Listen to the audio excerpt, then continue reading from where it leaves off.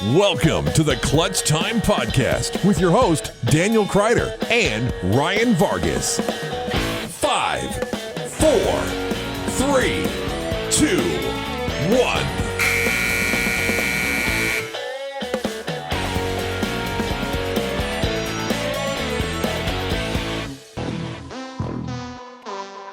What's up, everybody? Clutch Time Podcast back in the mix. Lots to talk about this week. Got some football, NFL playoffs jumping off.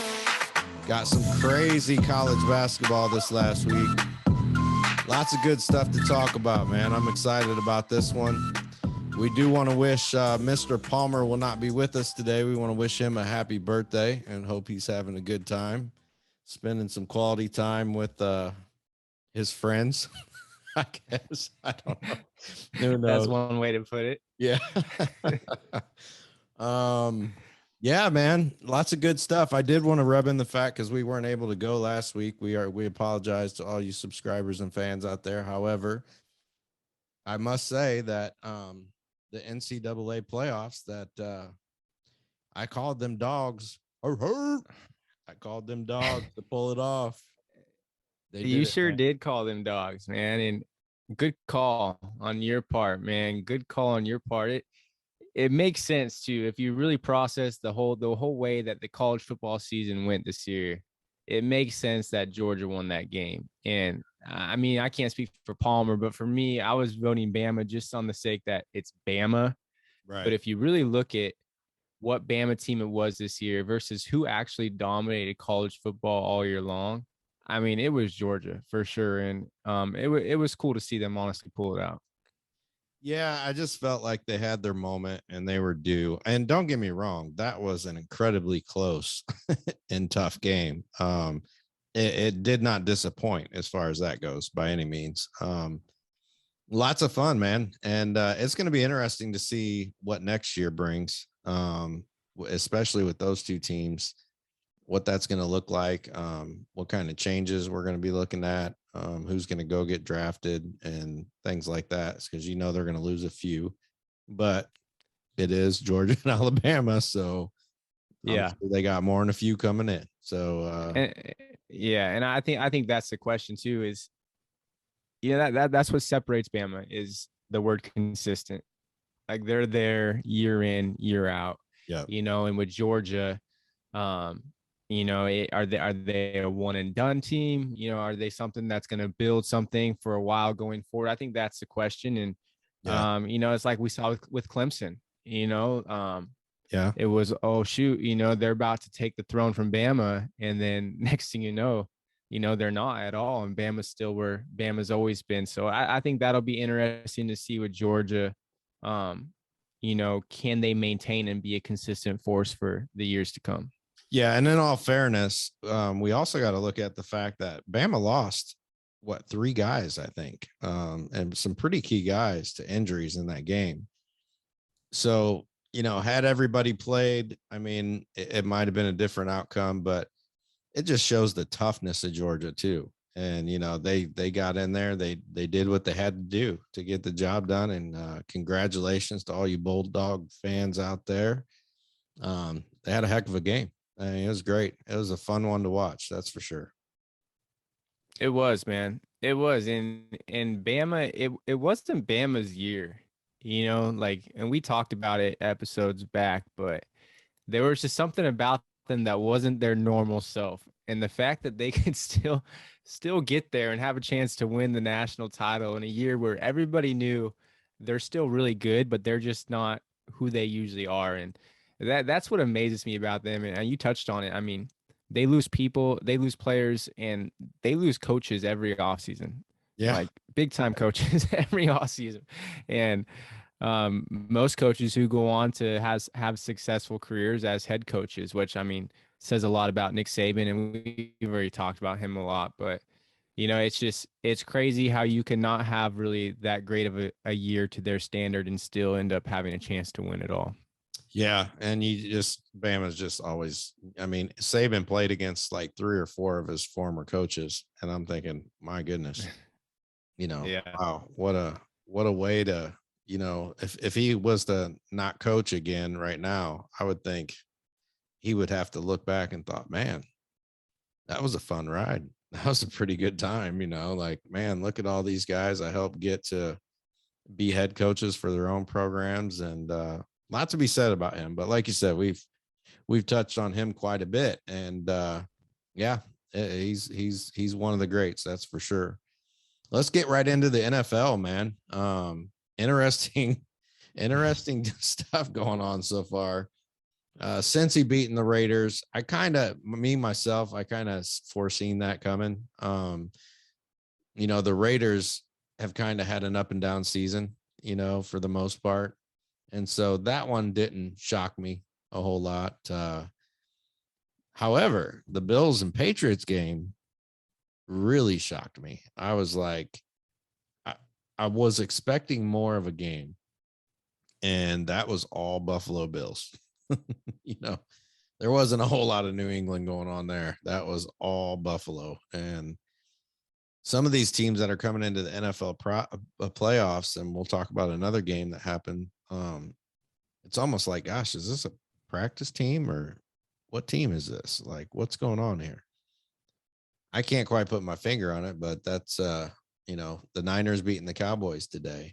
That was one that I was like, what in the world is going on? Like, they played absolutely terrible. Like, they did not belong. And it was kind of disappointing because I was really expecting that game to be it still ended up being a thriller, believe it or not. But I would say for 3/4 of that game, that was all Niners.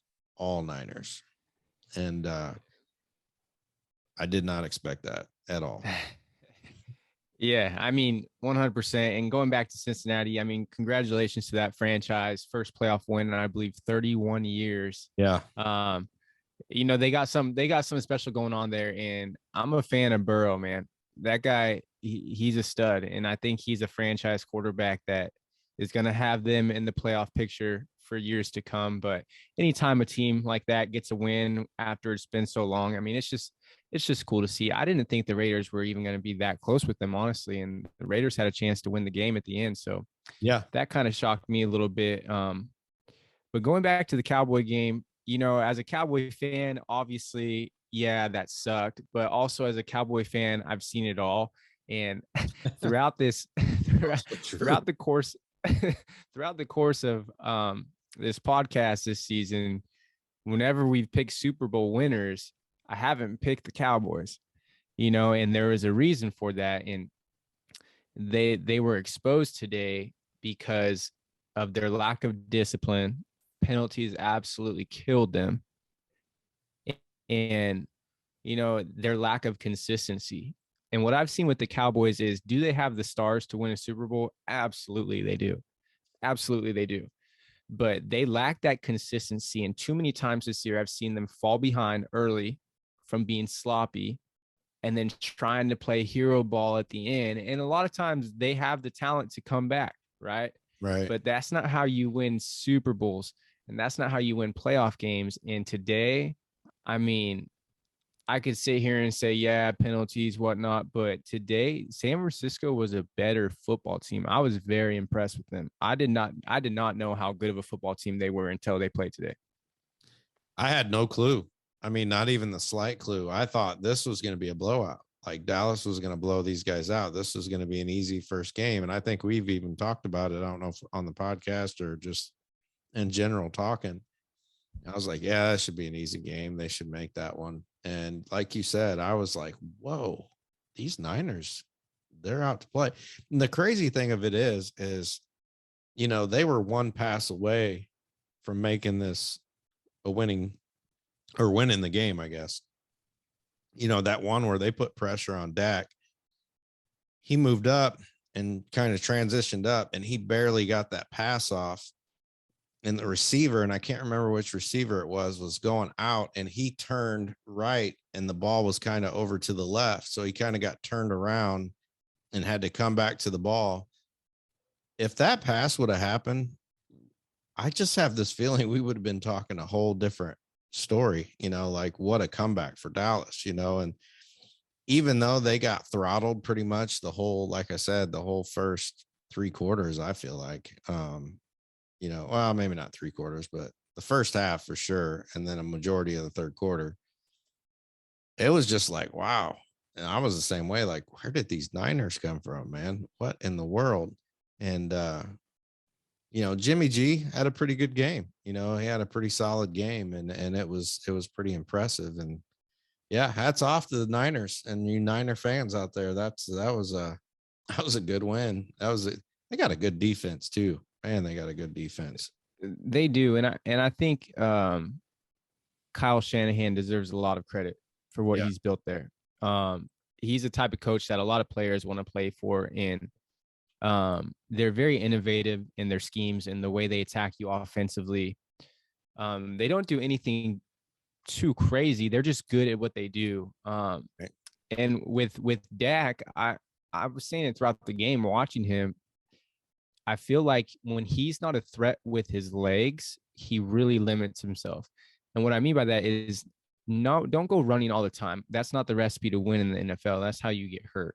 Right. But they do these little simple handoffs out of shotgun to Zeke, where Dak's not even acting like he's going to hold on to that ball and run, and like if he could get 4-yard, 5-yard gains once in a while, that puts a lot of pressure on that defense. Now they can't just hone in on Ezekiel Elliott like they do.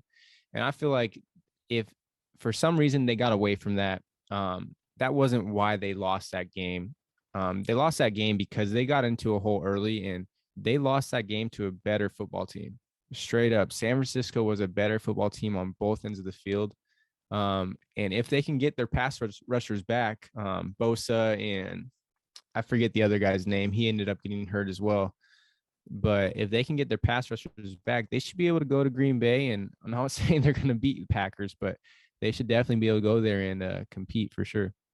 I think so too. And the player I was the most impressed with goes by the name of Debo. Go figure that. Yeah. Yeah. Yeah. Debo Samuel, man, that guy is good.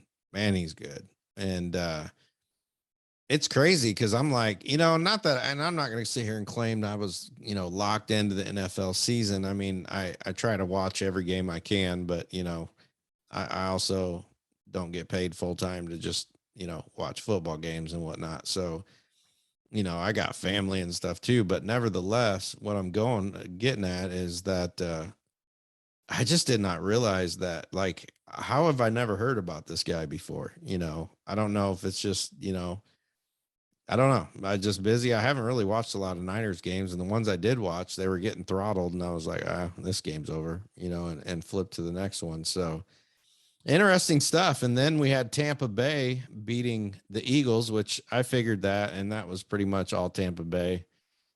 I think they let up at the end, and that's what made the game 31-15. Otherwise, that game was, honestly, I feel like that game was over in the first quarter.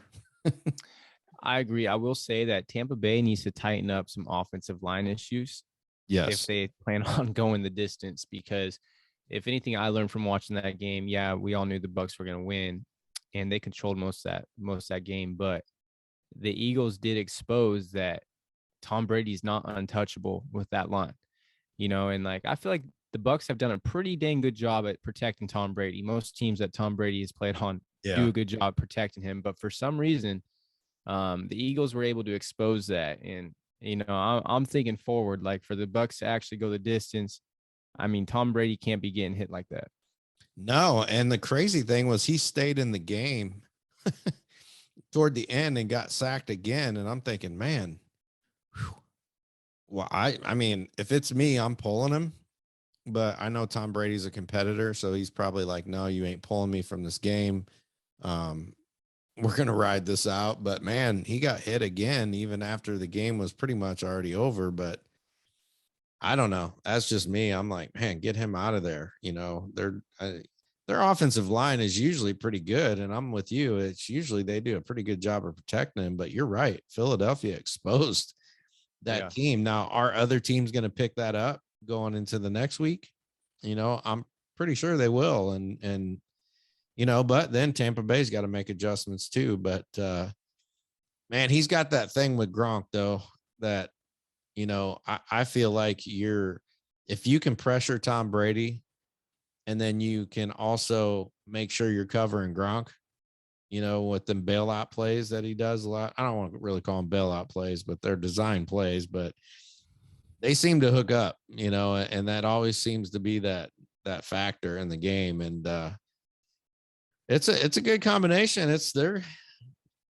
They're not unbeatable, but it's crazy because up to this last week, I'm like, okay, this is who's gonna go to the Super Bowl. We already know this preseason or pre-Super Bowl. We pretty much started getting a picture. Well, so we thought. And then I'm like, whoa, Cincinnati can beat anybody. you know, they're that good. Buffalo can beat anybody. Now it's kind of anybody's game at this point. Right now we're in the second quarter. Steelers Chiefs are tied. That could get interesting. Steelers ain't gonna just go away. I mean, they're gonna fight. They're here to try to make a statement as well. So this is going to get really interesting in the playoffs. That's just my opinion of it, but I like it. I think it's good. I think it's a much needed thing. And then you got the Cardinals and Rams tomorrow night. So then you'll have them boys in there too. And I have a feeling that's going to be a battle too. Yeah, I'm feeling you're right. I mean, you're talking about two teams that could both potentially be Super Bowl contenders playing in the very first round, and, and their divisional opponents as well. I think that the NFC has proven itself to be the better of the two conferences. Right. I feel like the AFC is a little more top heavy. They got the Bills and then, the Chiefs. But I mean, both those teams have been super inconsistent this year. If you really think about it, Chiefs turned it on late, started out rough, and same with the Bills. The Bills started out hot and then kind of went downhill. And then all of a sudden yesterday, we saw them play like the best team in the league. I was like, so yeah. And the way they played yesterday, especially, I mean, you could say, well, the Patriots weren't as good, but that's a Bill Belichick coach defense. Yeah. And he's never given up that many points in any time he's ever coached a team. So that says a lot right there, and yeah, the winner of tomorrow's game. So the 49ers are going to Lambeau Field to play the Patriots. And so the winner of the Rams and the Cardinals will go to Tampa Bay to play. And talk about two teams that like getting after the quarterback. You know, so that'll definitely be something that the Bucs have to tidy up, and they will. I mean, like I feel like Tom Brady's defense against pass rush is he gets the ball out so fast. And that's the thing is he's good at getting that ball out super quick. But if you could get them in a hole where he actually has to drop back, if they're down by a couple touchdowns, now your pass rush can come into play a little bit. And I think that's the key. And you just can't get in a hole early against them like the Eagles did, because good luck coming back against that team. Yeah. And like you said, he gets the ball out so quick because he already knows where his guys are going to be at. Like he's that much of a student of the game that he knows those plays so well that he knows, hey, if they're pressuring me, I know I got this, and all he has to do is get a quick glimpse and that ball's already out, and that probably plays a big factor into why he don't get hit as much either. But like you said, Philadelphia got to him today, and, take note, Arizona or LA, whichever one. That's going to be, I wasn't as excited about the NFL playoffs, but man, now I'm like, okay, this is going to be good. This is going to be really good, So we'll see. We'll see what happens next week. I'm sure we'll have plenty to talk about. So with that, let's transition into the NCAA basketball. I'll run through some scores or some teams real quick. Texas Tech beats Baylor. So Baylor took their first loss. Auburn beats Alabama, and we'll talk more about them in a bit. Oregon beats number 3 UCLA. Illinois beats Michigan. They also beat Nebraska too this last week, but they weren't. I don't know. They haven't been playing very well in my opinion. But Wisconsin beats Ohio State. EJ though, I've mentioned him before on the podcast. He had 18 points, 6 rebounds, and an assist. So he's still playing pretty well. And then Oregon turns around and beats USC in the same week. I'm just baffled by this stuff. And I just want to know what are some of your thoughts on this college season so far? What's your perspective, your take on that? Well, I was already tripping that Alabama was, in the rankings for basketball. And then now all of a sudden I'm watching TV today and I see a commercial and it says number 4 Auburn. Yeah. And I was like, what in the world is going on? Because these are just teams that you would just never see in the past to be top basketball teams, So it's pretty cool. It's also kind of annoying. You're like, okay, here comes the SEC again, dominating everything. But hey, you know what I mean? Kudos to them. They're doing it. I did watch that Texas Tech game against Baylor, and I watched the ending of that game. That was a battle. That game was at Baylor, correct? If I remember that right, that game was that game was at Baylor. Yeah. That was a road game for Texas Tech, and I'll tell you what, just something that I noticed in that game. So it was toward the end, and Baylor was in a little hole. I think they were down by like 5 or 6, under a minute left. And they started turning up their press. And it was one of those moments where you're like, oh, shoot, this could actually switch the other way. You felt the momentum switching into Baylor's favor. And Texas Tech made a turnover on the inbounds, made a bad pass. Baylor had momentum. The crowd was going wild. But one thing that really stood out to me in that moment was the composure of Texas Tech. Okay, the kid made a bad pass. The other kid touched it, dropped it. But what I didn't see was anybody throwing their hands up and pointing the finger at their teammate. Yeah. They both just looked at each other, kind of like made body language as in, yo, we're good. Let's just chill out. But the whole team was calm and composed. And when I saw that in my mind, I said, damn, like that's actually a really good basketball team. They're probably going to win this game. And sure enough, they ended up pulling it out. But it was crazy just in that moment because the crowd was loud. Momentum was switching to Baylor. They just made a bad turnover. And so many times you see teams lose their composure in that moment and end up losing the game, And so that was in that moment where I was like, okay, Texas Tech is a good team. They're well coached, obviously. And the moment's not too big for them. So that was actually really cool to see. Yeah. And I agree. And I said before, because I watched them earlier this year and I was like, wow. I'd mentioned, I'm like, man, that Texas Tech team's pretty good. They looked pretty good. Baylor also, I forgot to mention this, Baylor also lost to Oklahoma State, 61-54. And so Baylor had a rough week this week. It seems to me, my thoughts on this season so far is, man, it's been fun, but it's been a roller coaster. We started out the season, Gonzaga was number 1. Then they got beat by Duke. Well, then here comes Baylor, and they just lost this last week. It's unfortunate they lost 2 games in the same week, and they've held the spot for a few weeks. And, by Texas Tech and Oklahoma State. And then now you got Auburn, who is looking amazing. However, I watched their game against Alabama, and I was like, wow, these guys are good, like really good. And then you see UCLA get beat by Oregon twice. Here comes Oregon out of nowhere, another team out of left field. UCLA, USC all in the same week. It's just crazy to me that it's like, USC now has been beat by Stanford and Oregon.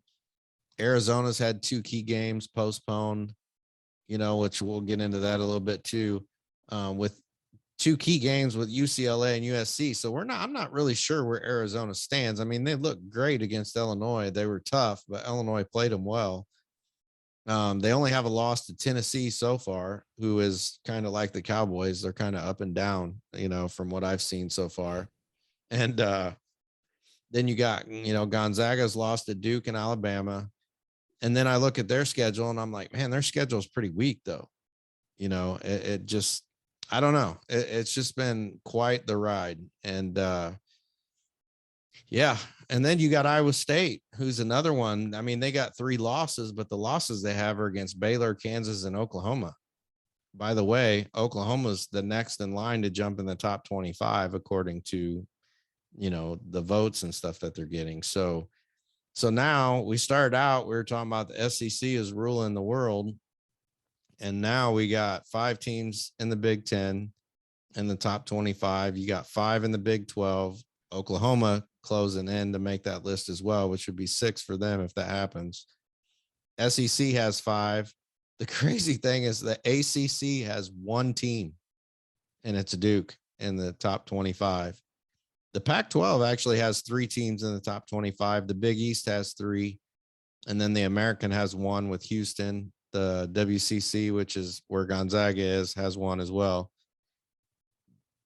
I'm just trying to wrap my mind around this season. And part of it is going back to the cancellations and postponed games.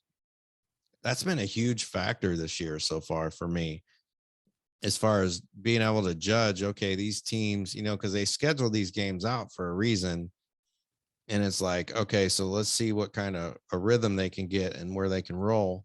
So not only are teams dealing with that, then you do have some injuries that you have to deal with throughout the season.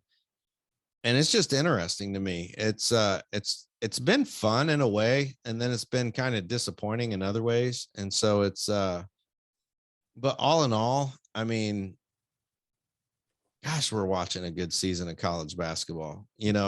Purdue's been quiet, all of a sudden, they got a couple losses. I mean, it's not like, so everybody in the top 25, just for your information, the most losses in the whole top 25 is 4. These guys have played 15, 16, 17 games. So it's just interesting. It's like, wow. And then you start seeing some of these guys start getting their mojo and start getting their groove going. And yeah, it's been fun so far for me. It's just been different, I guess, is the best way to put it. It's been really different. Yeah, I agree. There's not that one team that's dominating. No, that's dominating this year, and it's pretty widespread. And in the past, I feel like we in college basketball, we've always seen, a couple teams really stack it up with just a bunch of just 5-star recruits all together. And it almost seems like they're spreading out more. It's like the mentality's almost changed to where it's like, I'd rather go, play for maybe this not as popular school, but let's kind of, level the playing field a little bit. And I wonder how much the portal has to do with that. I'm not against it at all. I mean, I like leveling the playing field and watching these teams really have at it. It's different than what we've seen in years past because it's always been super top heavy. yeah, You always had that team that was going to run it all year, maybe with 1 loss. But yeah, we're just not really seeing that this year, man. And them Oregon Ducks, like you brought up, they they've been like streaky, I guess that's the word. But they have losses where you scratch your head and you're like, wait, you lost by 30 to who? And we were talking before the show, none of us have really kept up with the Ducks close enough to know if they had guys out or, if they don't. But the teams they're beating right now, they've won 5 in a row, and 2 of those wins are against top 5 or top 10 teams. So that will definitely be a team to keep your eye on because, and shout out to Dana Altman. He just got his 700th win in their overtime win against, I believe, UCLA it was. Yeah. Yeah. Great coach too. Great coach. Yeah. So yeah, man, I don't know. I don't know what to think of it, honestly, other than it makes it fun. It really does, because you never know on any given night, anybody can beat anybody right now.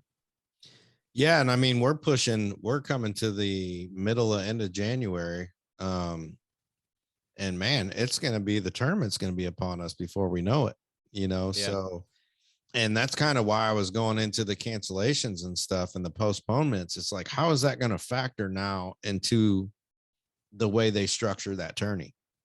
That's my big question. It's like, because, Arizona, for instance, has missed out on some key games that I would be like, okay, now I get it. But you look at, the games that have been canceled for them, and it seems like it's more predominant on the West Coast. like the Midwest and, even the South, and maybe I'm just seeing it different, but it just don't seem like there's a lot of those cancellations and all that other garbage that's going on. But I mean, Arizona has, let's see, they missed out on UCLA.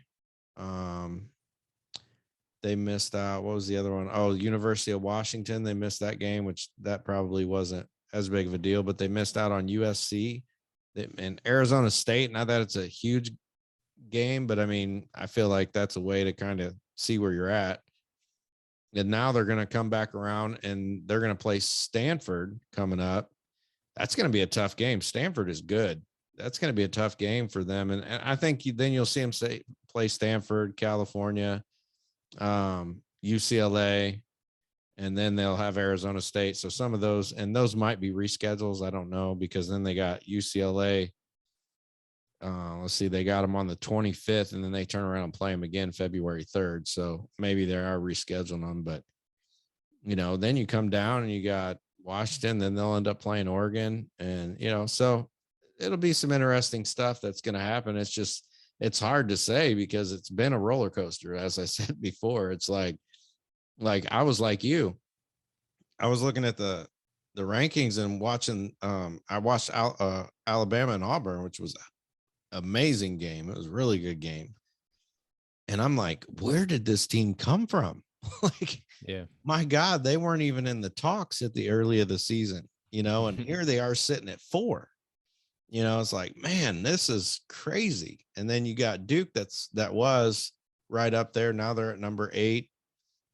Kansas is actually playing really well as of late. And they're at number 9. So, I mean, really, these top 25, it's like anybody can beat anybody. Like you said, there isn't no standout team. And that's what I love about the portal so far. The effects that I've seen from it is that you don't have, 8 5-star kids on one team, trying to make it happen. And then you get 8 5-stars on one team. And now, you're going to feel the pressure on, hey, we got 80 you guys here. There's no reason why we shouldn't be winning, and maybe it's that kids are having more fun with it being this way. Hey, I get to go play with some of my guys I played with in AAU or wherever that looks like, or maybe I played against this guy and we kind of got cool through the summer circuits, and man, I'd love to go play with him. I think you are seeing some of that too. And it's pretty cool, but shout out to kid by the name of Jeremy Fears. He made his decision to go to Michigan State. If you don't know who he is, he plays for La Lumiere. This he's going to be a stud. He's a freshman, by the way. Yeah. Keep your eye on that one too. He's going to be good. He's going to be really good. Well, and the portal's given these kids an opportunity to sign with the college, go there and experience it and see how the system fits for you. Right. And if it's not a fit, you can make a move. And so I have seen a lot of value in that for sure. And, it's very situational based on each kid and whatnot. I mean, and you like close to home for you with Adam Miller, going to going to Illinois, being able to be there, fill out the system, see if this is the best fit for him, and then transfer. And then obviously he's going through an injury recovery right now that's held him back. But I think that's kind of what we're seeing as well is in the past, once you kind of commit to a college, like you're probably most likely going to finish there. Because if you do transfer, I believe that you usually had to sit out a year, or there was some weird stuff that happened with that. And so I think a lot of these kids now are seeing, like you said, there's a lot of pressure with 8 5-star recruits on one team, and no matter how good you are, you're not going to have a chance to showcase what you got if there's 7 other 5-stars next to you. Right. You know what I mean? And if your goal here is to, take the next step, then maybe going to a less popular college that will allow you to kind of showcase what you got is a better idea for you. So, I think we're seeing the fruit of that in the portal, and, it's really leveling the playing field, which come March Madness time, it's going to be very, very interesting. I think there's going to be a lot of brackets that are in turmoil because, I mean, it's going to be hard to guess who's going to beat who. Yeah, no doubt. And by the way, LSU is sitting at number 12 in the country as well. They've only lost to Arkansas. They lost to them, but they got beat pretty bad by Auburn too. So I'm just saying, had they had Adam, unfortunately, he got hurt. Yeah, man. I mean, I don't know what that would look like, but and I don't know how many kids they may or may not lose. Hopefully, not a lot.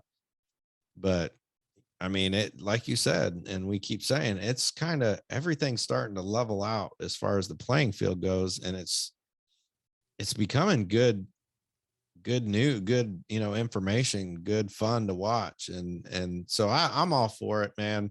I don't get me wrong, I miss the days too of like your Michigan Fab Five, your Duke teams that were just absolutely ridiculously loaded. They've had Kyrie Irving and many, many, many others that have played in the NBA. Some of those have I miss that part of it too, because it was always like you're on your edge of the seat the whole season. Everybody's watching to see who's going to beat this team, who's going to beat these guys, and Yeah. and if that's it, I'm good with that anyway, because I feel like that's setting unrealistic expectations. Because I feel like, at least this way, I feel like you learn more in losses. And so this will give, some of these kids a chance to learn more. So when they go to the league, most of those guys go and play on a college team that is just stellar. And then they get drafted in the NBA and they go to the most absolutely garbage NBA team ever, and that's got to be a psychological thing too. Now, granted, it probably helps when you see that big check coming in at the end of the quarter or whatever, and they're probably, oh well, I guess I can take a butt whooping for that kind of money, but nevertheless, they're still competitors and ball players, so even though the money's there, for some that may be okay, and others, no, I'm not okay with this. I want to go compete. I want to be in the top, the top of the top, and yeah, it's good stuff, man. And I'm excited to see what this tournament this year is going to bring, because I'm telling you what, I don't think anybody's going to be able to pick this bracket accurately. Yeah. Yeah, I agree, dude. And the system you play in matters so much. Oh gosh, yes, it It, does. it matters so much, and like I think that's a lot of people who maybe just watch the game and never played the game don't really see is, you know, if the system doesn't complement the type of player that you are, it's hard. It's Yeah, hard, man. And so I think that a lot of players, they're not really able to fully see the system until they're there. And so that, like I said earlier, I think that the portal has helped this game a lot, honestly.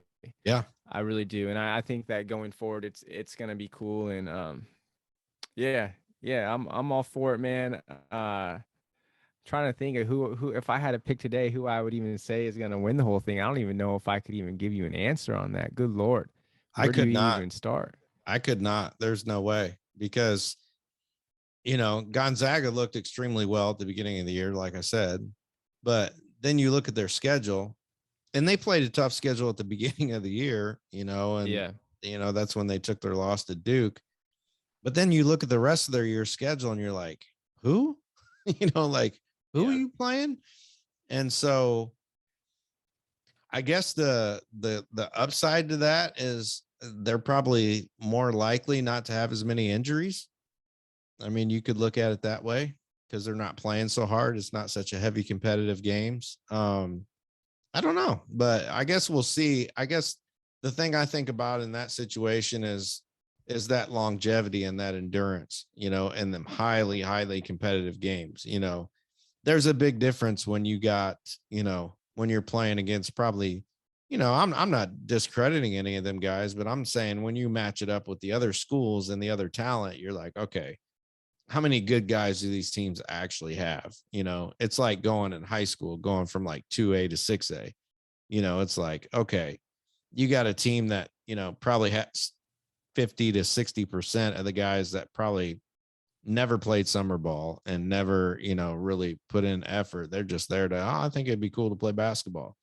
And then you probably got one or two heavy competitors And that's how I feel like some of the colleges, are and imbalanced. But at the same time, what makes the tournament so fun is that it don't matter with some of these teams. If you're a well-coached team, and like you said, you put yourself in a position to be in the right system, in the right environment, and the right coaching staff, and the team is gelling, it's fun to see some of those, mid-majors come in and make some upsets, because they just play well. They play teamwork. They know what, they've learned a lot through the season, and those teams, there's a lot of credit to them. So I don't discredit any of them schools, because there are some out there that are really stellar schools, and they just play good basketball. That's just the way it works, and that's what makes the NCAA tournament so fun and college basketball so fun. Yeah, I 100% agree, and I feel like more often than not, it used to be rare to see those schools you never heard of make runs in the tourney, but now it's a every year thing now, and Yeah. it's happening. It's happening more and more, and that's just the beauty of the game of basketball too. Is you don't have to have the best basketball players to win. Does it help? Of course. Right. Of course, it definitely helps, but it's not rare for a more disciplined, better coached, and better chemistry team to go out there and compete, if not beat teams that have more talent. There's only one basketball. Right. There's only one basketball. And if you just got a team full of people who just want to score, you're going to run into problems, especially when you come against a good team that knows how to defend, knows how to expose that type of stuff, and that moves the ball well. And I think when we transition to the NBA, I mean, that's what separates those teams. You get to the professional, I mean, everybody's good. everybody's damn good. But I mean, not to jump too far ahead, but I mean, that's what I've noticed with the Bulls, watching Chicago play. Mm-hmm. Like they're damn good too, but I saw a lot of ISO, and I just compared a lot to the Warriors. Like that's why they're so good, is they have those players, but they move the basketball so well. And I just really feel like if the younger players can learn that at a young age, and if coaches can preach that, like move the ball, trust that it's going to come back to you. That's how it works. I mean, it's going to come back to you. But yeah, man, I don't know, but earlier I was pretty hot on Gonzaga. I mean, it's easy to be hot on Gonzaga. They got a lot of studs, but shoot, I almost think it'd be cool to see a small school almost just go through that tournament and win it all. That's going to be tough pickings this year, but it's not out of the question. I mean, or not necessarily a small school, but like an Auburn, or a team that doesn't usually make noise on the basketball side of things. You know what I mean? I think that's where we're at, is starting to see schools where you're like, wait, what? Like, what? Did I read that right? Yeah, and I'm telling you, Auburn is a team that could do it, from based on what I've seen. Unless they have some major injuries come up, or just something absolutely crazy. Yeah, they're definitely in the mix. That's for sure. And it'll be fun to see how it plays out once again. And then, yeah, I think we'll just go ahead and make that transition into the league. Let's go ahead and go to the NBA. The Nets welcome back Kyrie Irving, and they beat the Bulls 138-112. What's the impact of Kyrie's return?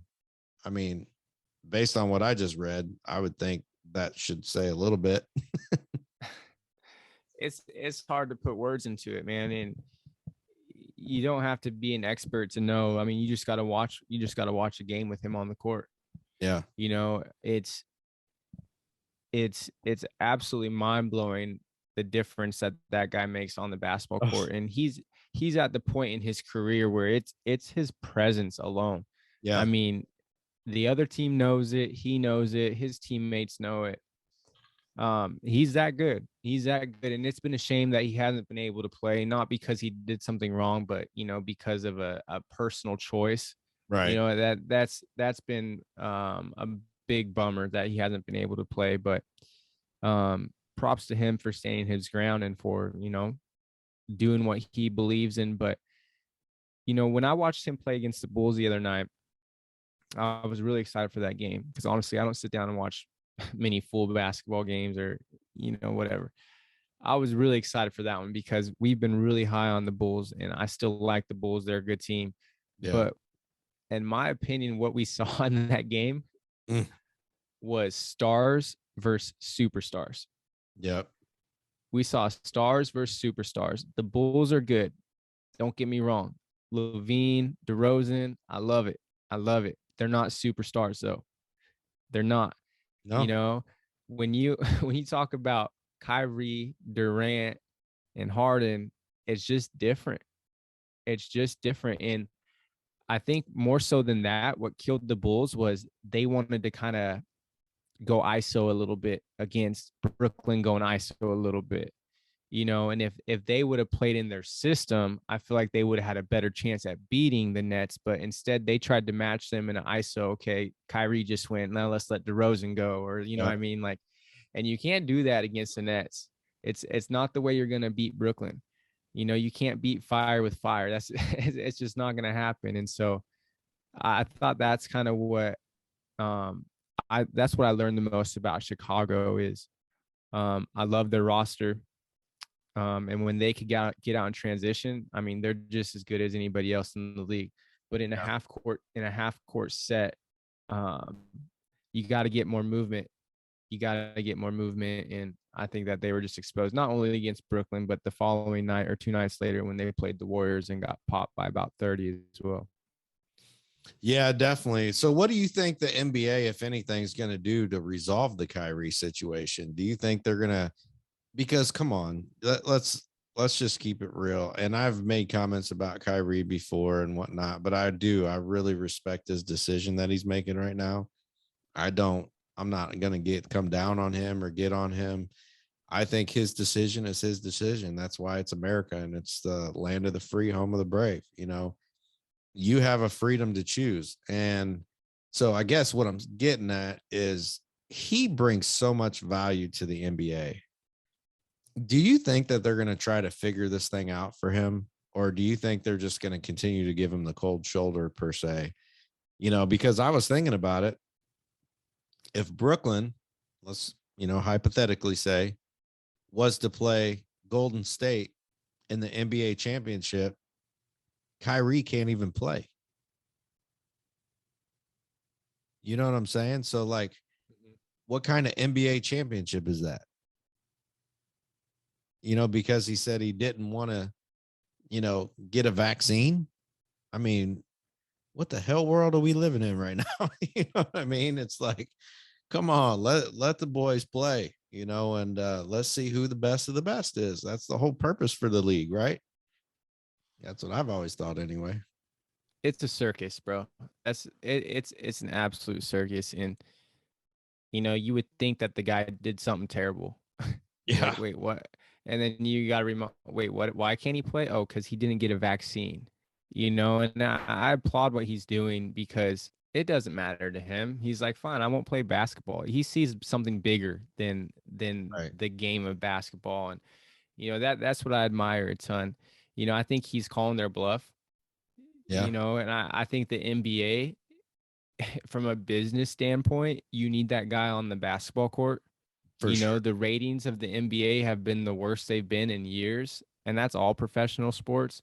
And then when you're going to sit arguably your best player, one of your best players in the league over a vaccine, come on, man.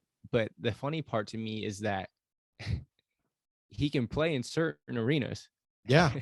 But he just can't play in other arenas because of his safety, because of people's safety. But here we are in January, and now, there's a loophole. Now the Nets could pay X amount of money and he'll be okay. So was it ever really about his safety? Was it ever really about the vaccine? I mean, now if they pay, I think it's like, I don't even know the number. It's not an enormous amount of number. They're going to pay it and the dude's going to play basketball. Right. But you just scratch your head. You're like, we got to be better than this, man. Like, we got to be better than this. This is just, especially as adults, man, setting examples for the next generation. Like, it's not consistent. And then you see athletes actually go out and make bad decisions and do bad things and be able to play. Right. And that's just, I liked Kyrie before, but I'm a big fan of Kyrie Irving now, for sure. Just for sticking to his guns, despite, I mean, he lives in New York, dude. Like, there's probably been a lot of pressure. Like, dude, we need you out there. We need you out there. But he stuck to his word, and uh, it's good to see him play. Him, Harden, and Durant have played 16 total games together Oh my gosh. That's in 2 crazy. years. And Durant just got hurt again, and he's going to be out for 4 to 6 weeks, I think, with a sprained MCL. And so, if you didn't think that the Nets were going to get Kyrie back before, you best believe that they're about to write a check now. Now they're like, oh, wait a minute. So can we negotiate this now? Because this doesn't make sense. Yeah. And like you said, it would be one thing if he came in and couldn't contribute, but we've seen in Chicago, he's more than capable, more than able. He's obviously been still putting in work, so that was fun to see. And then, like you said, Golden State goes into Chicago and then beats the Bulls. So the Bulls had a little bit of a rough week. But I was excited about the return of Mr. Splash Brother, Klay Thompson. That was cool. He come out the gate, scored 17, I believe, his first game, and then like 11 and 14. And yeah, I was excited about that, man. And I watched that when they were introducing him that first game back in Golden State. Dude, that thing gave me goosebumps, man. They were going nuts. I loved it. I think, man, wow. What kind of respect does this guy get? You know what I mean? He's had a rough road, and he's had 2 key injuries. My goodness, I don't know. Hopefully nothing else happens to him and he can stay strong and play the rest of the season, because he is fun. He's a competitor. He's a go-getter. I mean, he plays both sides of the floor and he does it well. And yeah, I think it's awesome, man. I'm excited to see what this Golden State team full throttle is going to look like. And if I was the rest of the NBA, I would be scared to death.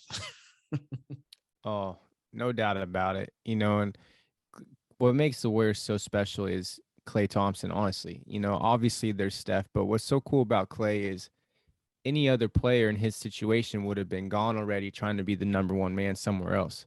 Yeah. And that's what's so cool about him is he's always taken the back seat almost to Steph, but he's been okay with that, and he understands that it's more than being the guy. He wants to win. He's a true competitor that wants to win. And like you said, he does it on both ends of the floor. Man, he's both good. ends of the floor. One of the best defenders in the league. One of the best shooters in the league, and a guy that you just can't really replace. And, it was really impressive what the Warriors were able to do without him.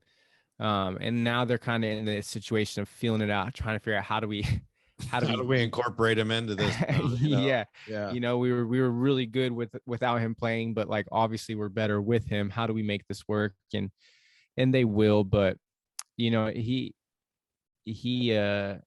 his one of the most impressive things about Klay up until recent was that he always played. He very rarely missed games, and for the past 2 years he's been rehabbing from that injury. So it was just good to see him on the basketball court. Klay Thompson's never seen a shot he didn't like. I'll tell you what. I'll tell you what. That guy hops in the game, and you're like, okay, he's probably gonna feel it out a little bit. No, man, he just came out firing. Here we go. Making Boom, up, boom, boom, boom.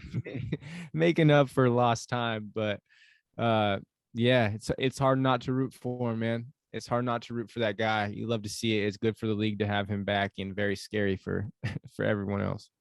Yeah, no doubt. And we got All-Star Weekend coming up in about a month. So we got a month before the All-Star break. And right now we got the Suns at the top, Golden State right behind them. And then you have the Memphis Grizzlies, who are playing some outstanding basketball.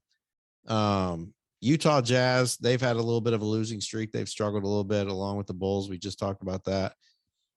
Brooklyn, if they can put it all together, I actually did not know that KD was out and was injured. So yeah, that could get interesting. And then the Miami Heat, Milwaukee Bucks, and the 76ers. And yeah, that rounds out our top teams in the league right now. And what do you think about the Memphis Grizzlies, man? I like them. I mean, I've always liked Ja Morant, but man, they're playing pretty good basketball right now. I mean, when I watched that Golden State game, I watched a little bit of that. I was like, wow, these guys are pretty good. And they're almost like that mid-major team that we were talking about in the NCAA tournament, but they just play really well together. And I don't know if it's just maybe they're just in a groove right now, but I mean, their record's sitting at what 30-15, I think, or something like that. And man, they're looking good. They're looking really good. I mean, anytime you're creeping on the heels of the Golden State Warriors and Phoenix Suns, I would call that a victory. Yeah. Yeah, I agree. I mean, they're very hot right now. They've won 9 out of their last 10 games. One game behind the Warriors, like you just said. They're good and they're fun to watch. You know, the only thing I worry about with that team is the way Ja Morant plays basketball is so exciting. Yeah. But I think of longevity, dude. I mean, he's young and he's jumping out the gym all the time. I love it. It's fun to watch. But who are they without him? Yeah. And that's a guy that they without that guy, they're obviously their whole identity is shooken up. But man, I mean, hey, it's working. What they do works. He's fun to watch. Who does he remind you of? If you had to pick a player that Ja reminds you of? Who, man, that's a good question. Gosh, he's kind of like a hybrid to me. Yes, exactly. I agree. He is like, man, I see a little bit of Kobe in him a little bit. Maybe not as consistent, but then I see like, I don't know. I see a little bit of Iverson there with his mobility and the way he moves because he's quick, man, and he's very agile and he's very good with his feet. Mm-hmm. I don't know. That's a good. And then honestly, and I know this sounds crazy, but I see a little bit of, like a Penny style Hardaway player. He's kind of like a hybrid of that style of player.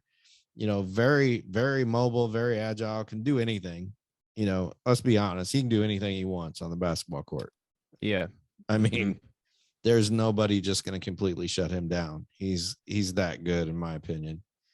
So yeah, I guess I don't know. That's just off the top of my head. That's probably the names that come to mind right out the gate. Why? What were your thoughts? Well, I agree. Like, I can't pinpoint it to one player, but I mean, he's got that dog in him. Yeah. That dog in him that just ain't scared of anybody really. And then, just a point guard that jumps out the gym, Yeah. and he can shoot the ball, Yes, and so he's I guess he's his own man. I guess he's his own man. It's hard to really pinpoint who he plays like, but yeah, I just really hope that he can stay healthy over the longevity of his career, because I just get flashbacks of like a D Rose or other point guards who just try to jump out the gym all the time and try to you're do just too like, much. Yeah.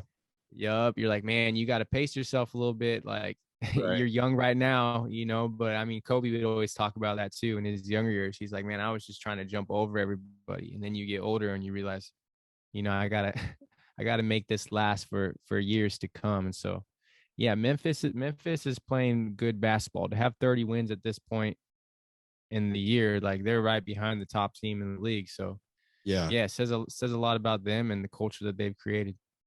Yeah. And Ja, one of the things and the reason why I mentioned those players is they're again just that flashy agility, but then he really does see the floor exceptionally well. And so he's got a high IQ. So I think but yeah, I mean, I'm looking through through their roster right now, and I'm like, yeah, I mean, they got some players, but it's him and then everybody else, and they got a former Oregon, Dylan Brooks is playing there. Oh, yep. Steven Adams is there. You got Xavier Sneed, you got Zaire Williams. So yeah, not really you don't look at their roster and look at Brooklyn's roster and go, oh, wow, that's going to be a good game. You would look at the names and think, oh, God, I feel sorry for them. But, and that's just it. What we talked about earlier is just making your system work and playing well and just really understanding who each player's role is. And just continuing to battle. And like you said, it does make you concerned, because if Morant was to go down, are they even in the conversation, and that's the scary part of it. But you never know. I got a question for you. With the All-Star game coming up, who's your top 5 in the East and West right now?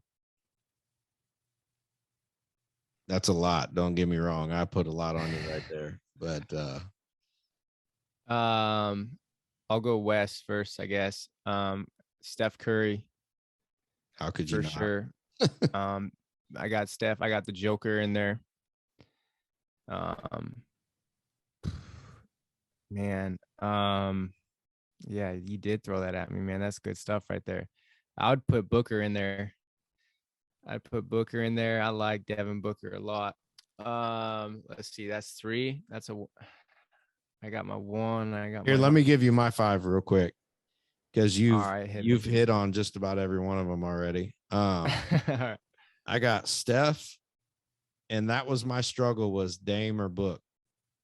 And I went ahead more for my own gratification, because I would love to see Dame and Steph on the same floor this year. Yeah. And so I picked Dame. So I got Steph, Dame, LeBron, even though I'm not a huge fan of LeBron, but he's a hooper. Joker and Draymond. Yeah, you got to put LeBron in there, I guess. I hate doing it. I know we haven't even hit on the Lakers today. Yeah. Trying to think of who else I could throw in there. I mean, if he hasn't been hurt this whole time, I'd put Clay in there for sure. Yeah. This is Klay Thompson we're talking about. But yeah, I don't know. I can't really think of I got Steph, Booker, Braun, the Joker.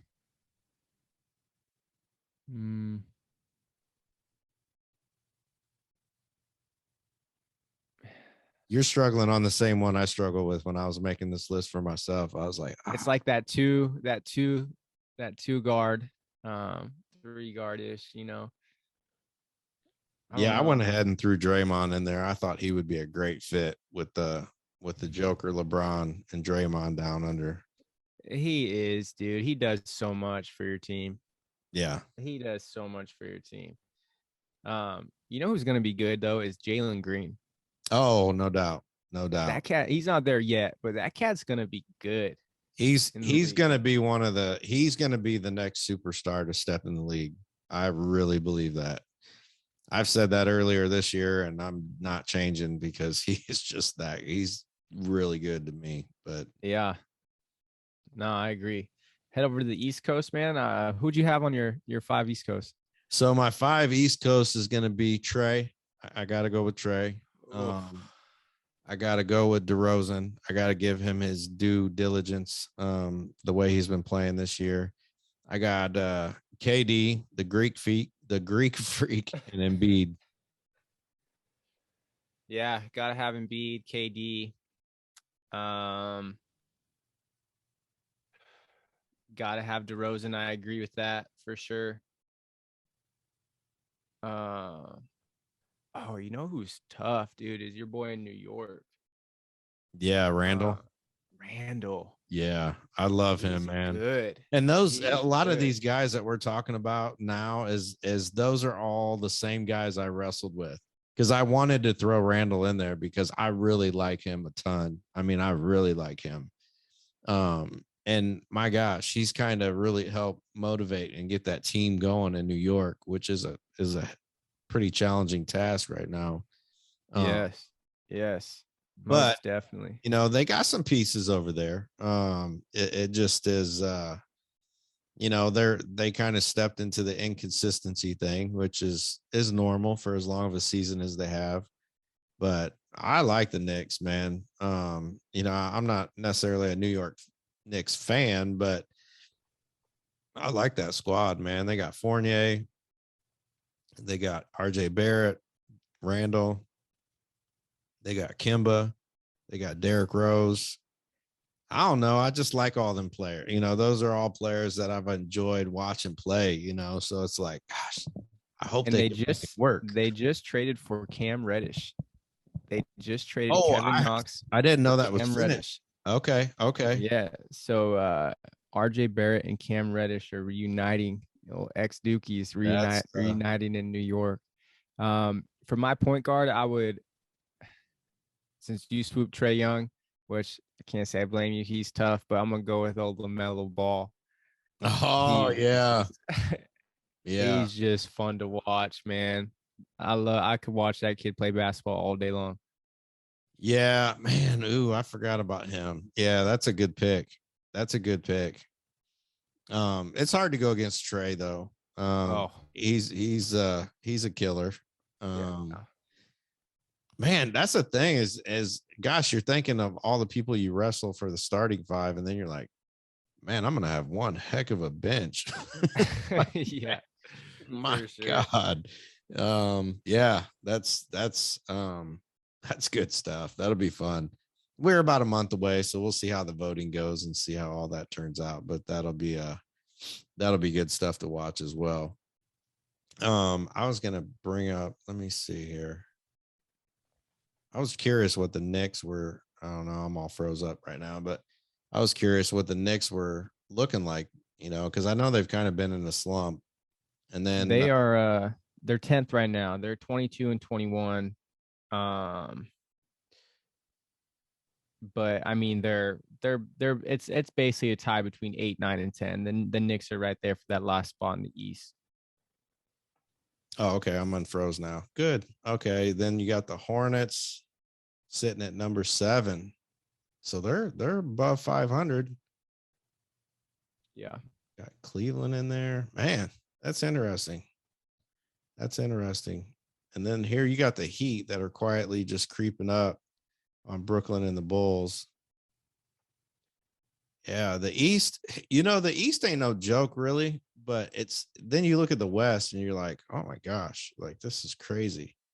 Like the Lakers are doing fantastic below 500. My bad. Shoot. My bad, LA. You're on a 3-game losing streak. I'm not trying to rub it in or anything. I'm just saying. My bad, Bron. My bad. I love it. Don't be sending me no ugly text or nothing like that, man. Don't try to call. Yeah, he's gonna tell on us and cancel our podcast. That's what he does. Like he tells on people, gets them thrown out of games and stuff. He walks the ref over to him. Oh, that's good stuff. Oh, LeBron.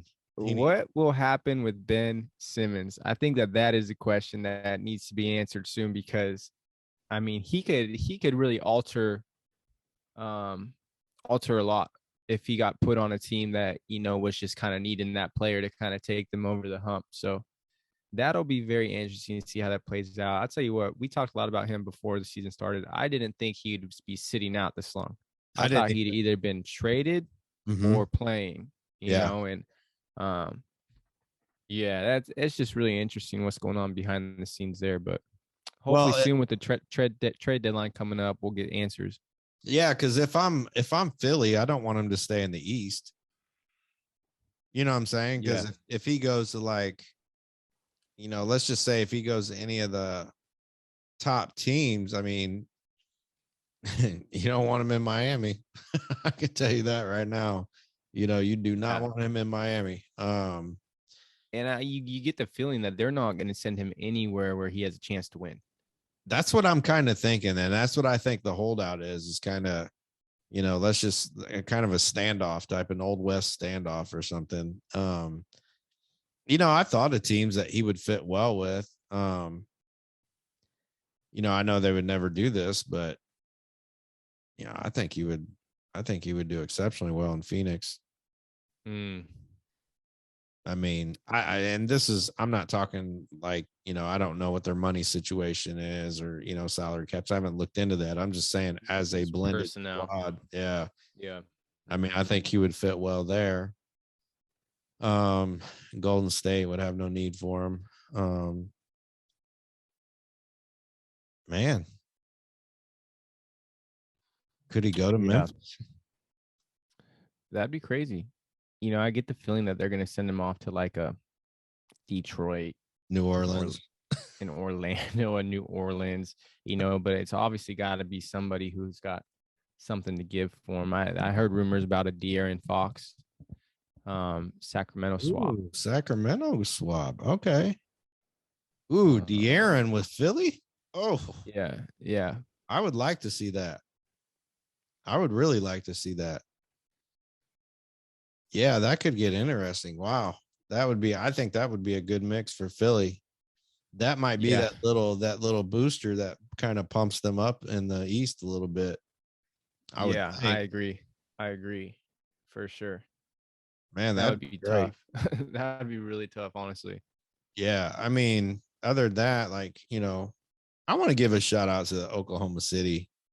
They just need a hug, man. I mean, my goodness, they've been ran through the ringer. They had they had KD Harden, then they got Paul George down there. Yeah, they just need a hug, man. They've dealt with some stuff down there. They had Chris Paul, then Chris Paul goes to Phoenix. Now he's number one in the West. It's like, my goodness. I feel bad for fans of teams like that. Like New Orleans is another one. They got super excited. They had Zion down there. They're sitting at 16 and 27. They need a hug. Maybe we need to have a teams that need a hug segment. I agree. It's I okay that agree. you suck. It's Throw the okay. Lakers in there. Yeah. Well, yeah, they are in there. They're sub 500. I mean, you got the roster that they have, and yeah, sub 500. I would say that's slightly unacceptable, but I was watching, or I saw on ESPN, and they had this little thing. It was like teams that are in trouble, for making the playoffs, teams that are dominating, and like teams to keep an eye on that, might like make a big splash. And of course, the one team they like to keep an eye on was the Los Angeles Lakers. oh So god. in my mind, I'm like, shoot, I haven't really watched basketball in a week or so. I'm like, maybe I missed something. So I go check what's going on with their record, bro. And like, they're No. on the brink of like not even making the playoffs. It was just like, bro, you guys want them to be good so bad. It is just hilarious. Yeah. It's hilarious, dude. Like, you would never know unless you look up the rankings that the Lakers were in 7th place with the same record as the person in 8th place right now. You would never know. You would think that they were just killing the league. No, and I will say this. I feel bad for Melo, for instance. I think he really had high hopes. Like, man, we're gonna. I'm gonna leave Portland. I'm gonna go down here. Now, don't get me wrong. They're doing better than Portland. But yeah, I wonder if he's. I mean, I know he would never say this in the public, but I'm just wondering in his mind if he's not thinking, "Oh my God, what in the world did I get myself into?" I don't think it was what he was picturing it would be. No. Sure. No, I don't think any of them did, because I think their chest was puffed out like, oh yeah, you wait. And the media, plays a role in that too. But yeah, it's the poor Lakers. They need a hug too. Boston really, they're sitting at 500 for as good of a team as they should be. I don't know. That's just my opinion. The Pacers are struggling a little bit. The Pistons, but I will say the Pistons got a dandy, man. Cade Cunningham is a beast. I like him a lot. So I hope they get him some pieces in Detroit, because that'd be cool. And the Pacers haven't been, they haven't been terrible, but they've struggled the last few seasons, and they need a good another body in there, a good pick me up for them fans as well. So our heart goes out to you guys. Should I play a slow song? No, I'm just yeah. No. They need it. All right, man. That is going to wrap it up for this week. Hope y'all enjoyed it. Make sure you share, like, subscribe. We love y'all. God bless.